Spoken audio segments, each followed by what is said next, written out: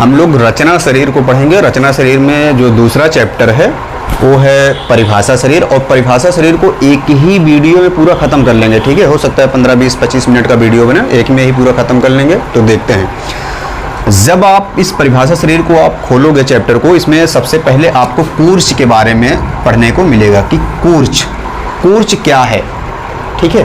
तो कूर्च कुछ नहीं है, कूर्च एक प्रकार का झाड़ू है, ऐसा समझो झाड़ू है। झाड़ू कैसे होता है, देखो ऐसे तो होता है झाड़ू, ऐसे यहाँ पर कुछ ऐसे पकड़ने वाला होता है, उसके बाद ऐसे ऐसे ऐसे ऐसे ऐसे ऐसे निकला रहता है, कुछ फाइन से ऐसे निकला रहता है। तो यही है कूर्च। अगर आप इस झाड़ू को देखो तो इसमें देखो ऐसे फाइन कुछ निकले रहते हैं, लकड़ी के पतले पतले, और बधा होता है, यानी कुछ 2-3 चीज़ों से मिलकर झाड़ू बना होता है। तो ऐसे जो कूर्च होता है वो किन किन चीज़ों से मिलकर बना होता है, अभी इसके बारे में बात करेंगे। देखिए, पहले सबसे पहले आपसे जो पूछा जाएगा, कूर्च की निरुक्ति पूछी जाएगी, यानी कैसे किस तरह से ये बना है। तो उसका एक है श्लोक है, कूर्चा कृत्या स्नायवादि विशेषा, ठीक है। जब भी आपसे निरुक्ति पूछा जाए तो आपको यही श्लोक लिख देना है, करीब 2 नंबर में पूछा जाएगा, आपको मिल जाएगा, बाकी और कुछ नहीं लिखना हिंदी में। कूर्चा कृत्या स्नायवादि विशेषा। अब फिर आएगी रियल में सुश्रुत के अनुसार कूर्च की परिभाषा। अब इसी में बताऊंगा मैं कूर्च कैसे कैसे किस चीज़ से मिलकर बना है। तो कूर्च की परिभाषा सुश्रुत कहते हैं कूर्चा, यह है सुश्रुत के अनुसार परिभाषा, बहुत छोटी सी है, याद रखिएगा, 2 नंबर में पूछा जाएगा। कौन सा, कूर्चा। अब ये परिभाषा कह क्या रही है, कह रही है कि जो कूर्च होता है झाड़ू के जैसा होता है, पेशी, स्नायुएं, धमनी और सिरा, इन 4 चीज़ों से मिलकर के बना होता है। अब देखो दिमाग में आ रहा है कूर्च क्या है। कूर्च एक ऐसा स्ट्रक्चर है जो झाड़ू के जैसा दिखता है, 4 चीज़ों से मिलकर बना होता है, पेशी, स्नायु, धमनी और सिरा। पेशी क्या होती है, पेशी का मतलब होता है मसल्स। स्नायु क्या होती है, लिगामेंट और टेंडेंस। धमनी क्या होती है, आर्टरी। और सिरा मीन्स वेन। बाकी लिगामेंट, टेंडेंस ये सब तो जानते हो। तो ये 4 चीज़ों से मिलकर बना होता है कूर्च, जो एक झाड़ू के जैसा दिखता है, ठीक है। अब आपसे पूछा जाता है कि ये जो कूर्च होता है ये शरीर में इसकी संख्या कितनी होती है, कहाँ कहाँ पर पाया जाता है। तो इसके लिए एक श्लोक है, सुनिएगा। श्लोक है, हस्त योर्देव पाद योर्देव गिरीवा मेड्रेव एकैका। नहीं समझे होगे इसका मतलब। इसका मतलब यह है, हस्त योर्देव का मतलब होता है, यहाँ पर हस्त का मतलब होता है हाथ, यानी हाथ में, यहाँ पर देखो 2 लिखा है, 2 पाया जाता है ये कूर्च। पाद योर्देव लिखा हुआ है यहाँ पर, यानी पैर, पाद मीन्स पैर, पैर में भी पाया जाता है ये 2। और ग्रीवा का मतलब होता है नेक, ठीक है। और मेड्रेव का मतलब होता है पेनिस। यहाँ पर लिखा है एकैका, यानी नेक में 1, पेनिस में 1। तो यानी हमारे बॉडी के अंदर टोटल जो कूर्च पाए जाते हैं वो 6 होते हैं। 2 हाथ में, 2 पैर में, 1 नेक में और 1 पेनिस में, ठीक है। बस इतना ही कूर्च से संबंधित जानकारी आपको याद रहनी चाहिए। कूर्च क्या है, झाड़ू के जैसा स्ट्रक्चर है, पेशी, स्नायु, धमनी, सिरा से मिलकर बना होता है। कूर्च की निरुक्ति पूछे 2 नंबर में पूछा जाता है, तो यही श्लोक लिख के चले जाना है, कूर्चा कृत्या स्नायुवाद विशेषा। कूर्च की परिभाषा पूछे तो कूर्चा, ठीक है। जब ये डिफिनेशन आप लिखोगे तो इसमें ये सब चीज़ें लिखनी पड़ेगी कि पेशी, स्नायु, धमनी, सिरा इन सबसे मिलकर बना है। बाकी कूर्च की संख्या, एवं स्थान, ये आपको श्लोक याद होना चाहिए, ठीक है। बाकी आप हिंदी में लिख दोगे, हाथ में 2, पैर में 2, नेक में 1, पेनिस में 1, बस। इसका आप स्क्रीनशॉट ले लीजिए। उसके बाद फिर मैं दूसरा टॉपिक बताता हूँ। अगला टॉपिक है कंडरा, ठीक है। अगला टॉपिक क्या है, कंडरा।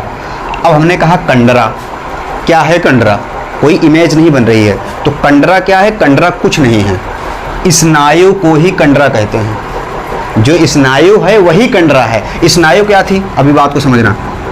स्नायु हमने क्या बोला था, स्नायु में हमने बोला था 2 चीज़ें आती हैं। पहला है लिगामेंट, अभी भी पीछे वाले अभी बताया ही था, लिगामेंट। और दूसरा है टेंडेंस। यानी लिगामेंट और टेंडेंस को ही कंडरा कहते हैं। बस शर्त ये है कि वो लिगामेंट, वो टेंडेंस, यानी वो स्नायु जिसको आप कंडरा कहोगे वो ऐसे होनी चाहिए, सर्कुलर होनी चाहिए। हर एक स्नायु को, यानी हर एक लिगामेंट, टेंडेंस को आप कंडरा नहीं बोल सकते। उसी लिगामेंट, टेंडेंस या स्नायु को आप कंडरा बोलोगे जो दिखने में गोल रस्सी की तरह हो, ऐसे सर्कुलर हो। या स्नायु बहुत लंबी हो, बोलना हो बहुत लंबी हो, जैसे आपकी थाई में पाई जाती है, तब उसको भी आप कंडरा कहोगे। ठीक है, तो बस यही दो कंडीशन है। इसका कंडरा की परिभाषा है वृत्ताः स्नायवः। देखो, वृत्ता का मतलब होता है सर्कुलर, वृत्त की तरह। स्नायु का मतलब होता है स्नायु, स्नायु में लिगामेंट और टेंडन। जो लिगामेंट टेंडन या जो स्नायु वृत्त गोल रस्सी की तरह होते हैं उन्हीं को कंडरा बोलते हैं। या ऐसा लिगामेंट टेंडन जो लंबी, बहुत ज़्यादा लंबा हो, काफ़ी लंबाई में बड़े हों, उनको भी कंडरा बोलेंगे। तो कंडरा कुछ नहीं है, क्या है? स्नायु ही कंडरा है बस। अब आपसे पूछा जाता है बॉडी में कंडरा की संख्या कितना है और ये कहाँ कहाँ पाया जाता है। ठीक है, तो इसके लिए एक श्लोक है, बहुत इंपॉर्टेंट है, ये भी 2 नंबर में लगभग पूछा जाता है, ये याद होना चाहिए। लिखा है षोडश कंडराः तासाम चातस्त्र पादयो तावत्यो हस्त ग्रीवा पृष्ठेषु। नहीं समझे? षोडश कंडरा का मतलब है 16 कंडराएं पाई जाती हैं पूरी बॉडी में।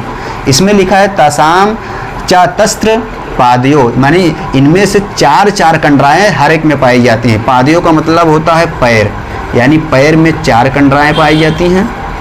तावत्यो, इसके बाद हस्त, हस्त मीन्स हाथ, हाथ में भी 4। ग्रीवा का मतलब अभी बताया था नेक होता है, नेक में भी 4।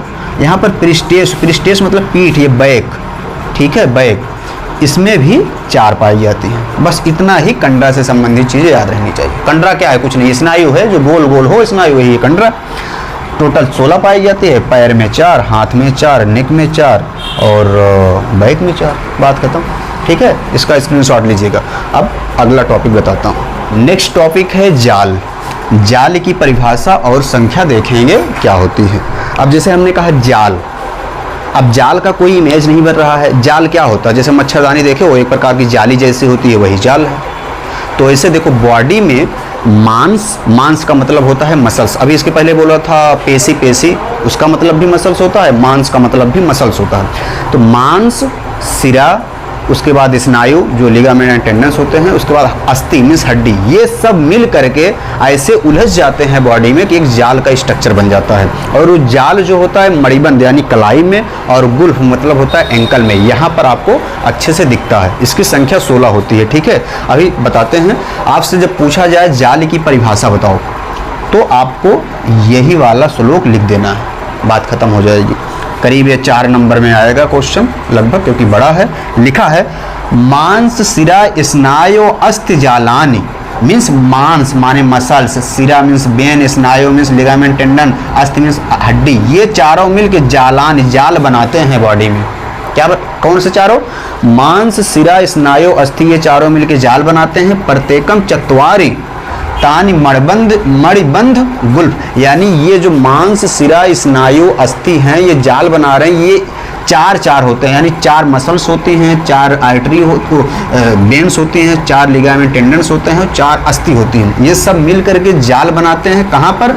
मणिबंध गुल्फ। मणिबंध मतलब होता है रिस्ट, ये कलाई यहाँ पर, और गुल्फ मतलब होता है एंकल, जहाँ पर एंकल ज्वाइंट है। ठीक है, उसके बाद लिखा है संसृतानि परस्पर निबद्धानि परस्पर गवक्षितानि, यहाँ पर गलत लिखा हुआ है, यहाँ पर रहेगा गवाक्षितानि, वाह रहेगा गवाक्षितानि चेति ऐर्गवक्षित मिदम शरीरम, यानी ये मांस, सिरा, स्नायु, अस्थि परस्पर निबद्धानि परस्पर गवक्षितानि लिखा है, यानी इस तरह से एक दूसरे में ऐसे उलझ जाते हैं कि समझ में नहीं आता कौन क्या है। तो एक जाल का संरचना वहाँ बन जाता है, और जो जाल का संरचना बनता है वो कलाई में, मणिबंध मतलब होता है कलाई, गुल्फ मतलब होता है एंकल, इन 2 जगह पर आपको जाल दिखाई देता है।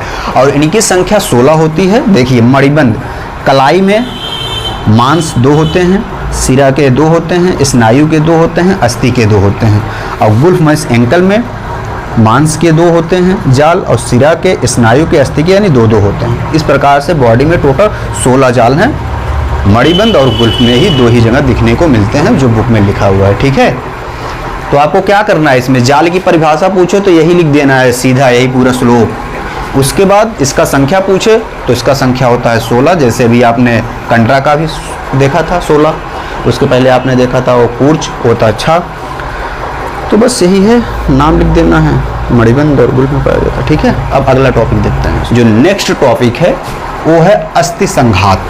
अब हमने नाम लिया अस्थि संघात, पता नहीं चल रहा है क्या है। हेडिंग का नाम लो तो उसका इमेज बन जाना चाहिए, इसका मतलब क्या होता होगा। जैसे अस्थि संघात, संघात का मतलब होता है जुड़ना या ज्वाइंट। अस्थि का मतलब अस्थि यानी बोन।